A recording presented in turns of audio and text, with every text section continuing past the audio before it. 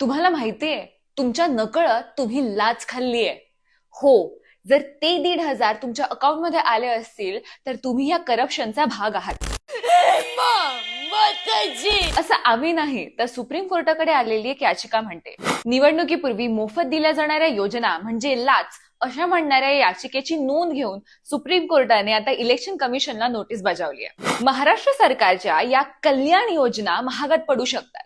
मुख्यमंत्री माझी लाडकी बहीण योजनेसाठी 46,000 कोटींचा खर्च लागणार, लाडक्या भावांसाठी 5,600 कोटी जाणार, तर शेतात पंपांना मोफत वीज द्यायला 14,000 कोटी मोजावे लागणार. ज्येष्ठ नागरिकांना देशातल्या 139 तीर्थक्षेत्रांचं फ्री दर्शन मिळणार, तर मुंबईमध्ये येणाऱ्या हलक्या वजनाच्या वाहनांना टोल माफ असणार. हे सगळं ऐकायला छान वाटतं, पण याचा पैसा कुठनं येतोय? अर्थशास्त्रात एक कॉन्सेप्ट आहे, ऑपॉर्च्युनिटी कॉस्ट. कोणत्याही अर्थव्यवस्थेत रिसोर्सेस संसाधनं लिमिटेड असतात, त्यामुळे त्यांचा